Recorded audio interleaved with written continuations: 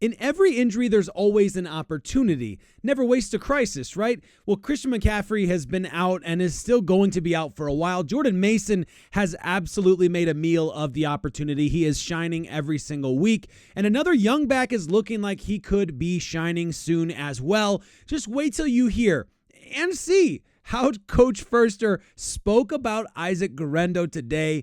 Later in the show, I'll tell you what we might be able to expect out of him this weekend. If you're new here, I'm Nate. Love talking the 49ers. Please consider a like and sub. Let's get straight into the video from Chris Foerster. This is what he had to say about Isaac Guerendo, running back, and how he did this weekend.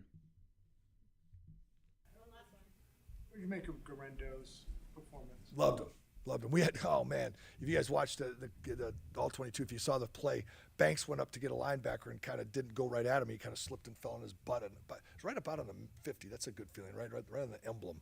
He fell backwards and missed the linebacker. On that play, if he'd have got on that guy, there was a crease that I would have loved to see if he would have hit it. If he just could have, I thought he might have split the safety. You know, he reminds me of another 31 we had here in his running style. He's got that upright, good speed running style, and I'm not putting him in that category yet, but he really does. I want to see him get a chance to get. We just haven't got him in space yet.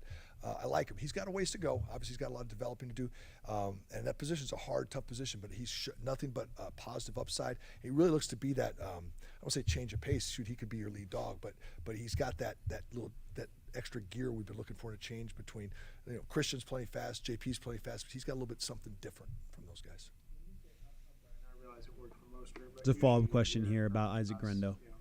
Upright's not good. You're going to get smashed around in the NFL. Can that be okay for certain guys? It can be, yeah. I mean, you're going to get hit. I mean, you've seen Raheem. I'm going to say the name. 31 was Raheem, right? Raheem was the track guy. He's an upright runner. You saw it, right? He'd run and shoo, he'd be gone. He's learned to play with pad level when he needed to, but it does. You play with the lower center of gravity. You play lower to the ground. You're not going to be as fast. That's why sprinters don't run hunched over, right? I mean, these guys are sprinters. They're straight upright and they're running their butt off. And so that's Isaac. And I really like the way he runs. And he has learned he's learning to get his pads down. So it's not always great, but it hasn't slowed him down yet. Amazing words from Chris Foerster on how much he loves Isaac Guerendo. Let me go back just a hair here, and I want you just to see again how he responded to the question. Look at the look on his face when he gets asked about, firstly, how quickly he responds. He was like, oh, absolutely, great, love him, right? And then look at the look on his face as he thinks about and lights up about what he did this Sunday. Loved him. We had, oh man, if you guys watched like, look at him. Have you ever seen Foerster talk like that? I can't remember a time I saw him talk like that. I mean, that was awesome. So Chris Foerster really feeling good about Isaac Guerendo, the speed that he gives, the lightning that he can bring to this football team, something that he and Kyle Shanahan have mentioned in the past as well. John Lynch has mentioned in the past, a guy that they've been looking for, a guy with that kind of pace. And of course, size and speed is a tough combo to find in the way that they have with Isaac Guerendo. This weekend, he had 5 carries for 19 yards, averaging 3.8 yards. You usually are looking for that 4 yards per carry is kind of that line that I'm always looking for, because if you can average 4, you're always getting first downs.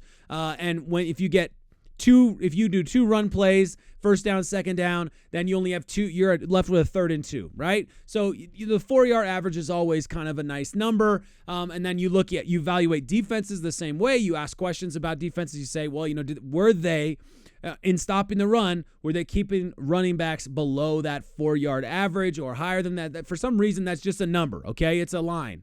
And, Isaac Guerendo close to that line, close to it, with only 5 reps. And we talked about this, which is crazy. I told you guys last week, I picked Isaac Guerendo to have 7 touches, 5 of them as runs and 2 in kick returns. Didn't get the opportunity for the kick return, so only saw the 5 runs, and he got his 5 touches that I expected from the running back position, just not from special teams. All that being said, what can we expect from Isaac Guerendo? I think the hype and the respect that he's getting from the coaching staff would suggest he's going to continue to get a handful of reps every game. While Christian McCaffrey's out, I think that number is probably going to increase slightly, but we know that the 49ers love to run their RB1 hard. So I don't expect Isaac Guerendo at any point in time to be splitting snaps or anything like that. But you do think, and I think it was Bonte on 95.7 The Game this morning was talking about, at some point you have to make sure you're getting him a good number of reps, because if Jordan Mason goes down, he's your guy. He's the guy you've put in as your future RB1 if JP Mason is down and Christian McCaffrey's still out. So you got to keep giving him reps. You need to keep getting him in there. So I do expect his reps to increase. I think that it's going to be good for him. It's going to be healthy for him. I thought he did a decent job when given the opportunity this last weekend, which was not a whole lot of chances. And I think, Chris Foerster's play, if Banks makes that block, then maybe he's off to the races. And one of these, just need one play to really get past a couple guys and see that speed have a major impact. The other thing we got to remember about Isaac Guerendo is the guy needs to go several games without any injuries. He has had an injury-ridden career both in college and so far in off-season, training camp, etc., preseason. So we do really need to see him be healthy for a good chunk of time, and I'm really worried about that hamstring. So if they're not giving him a ton of reps too early, that's probably just as well. We just don't want to run Jordan Mason into the ground before we have a chance to kind of keep him healthy. We don't want to see him start picking up injuries, or heaven forbid if he gets seriously injured and ends up being out for a good chunk of time. That would be a problem. Let me know what you guys think about Isaac Guerendo. Let me know what you guys think about his running, his speed, his timing. I think that thing that he still needs to kind of hone in on is that timing for when he hits his holes, and some of that also with some decision making on which hole he's aiming at. But that all comes with experience. He's gonna get there. I'm feeling excited about it. I'm feeling optimistic about it. And with the way that the offense has been going, if we get Deebo back, if we get George Kittle, it looks like he's going to be back.